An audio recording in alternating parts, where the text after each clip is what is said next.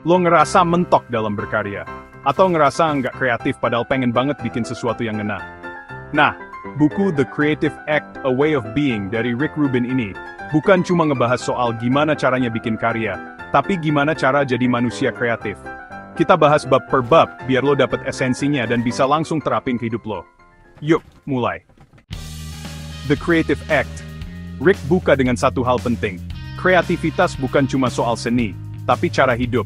Dia bilang semua orang punya akses ke sumber kreativitas. Tinggal lo mau buka diri atau enggak. Ini kayak sinyal wifi ide-ide dari alam semesta.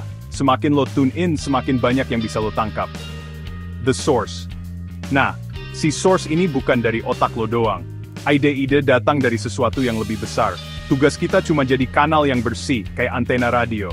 Jadi, hidup tuh soal membuka diri, bukan mengontrol. Awareness, lo harus peka. Kreativitas lahir dari kepekaan lo terhadap sekitar suara, cahaya, emosi, bahkan hal kecil kayak senyum orang asing. Rick ngajak lo buat ngelatih indera, biar makin tajam kayak ninja rasa. Intention, tapi jangan salah, peka doang nggak cukup. Lo juga butuh niat yang jelas. Niat ini bukan soal hasil, tapi kenapa lo bikin karya itu. Niat yang jujur bikin prosesnya jauh lebih dalam dan meaningful. The Work. Rubin percaya kerja kreatif bukan tunggu inspirasi, tapi tentang nongkrong di meja kerja, dan nangkep inspirasi pas dia datang. Konsisten itu kuncinya. Rules. Dia ngingetin jangan terjebak aturan. Banyak aturan itu buatan manusia aja. Kalau lo mau eksperimen, silakan langgar aturan. Asal ngerti kenapa lo ngelakuinnya. Kadang yang bikin karya lo nggak kelar-kelar itu karena lo pengen sempurna. Padahal, nggak ada karya yang benar-benar selesai. Ada waktunya lo harus berhenti dan bilang, oke, cukup segini. Jangan terlalu nempel sama identitas lo sebagai seniman atau content creator. Identitas itu ya, fleksibel banget kok. Karya lo itu bukan lo. Dan lo juga bukan karya lo. Kolaborasi itu bukan cuma soal gabungin ide, tapi juga nyatuin energi, bro.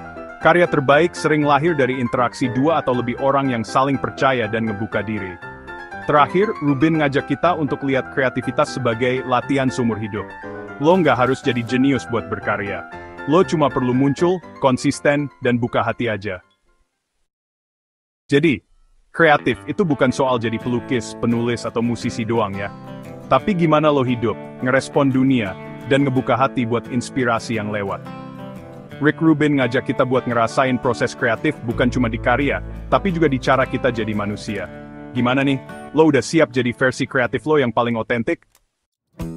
Like, comment, dan subscribe just ke video ini.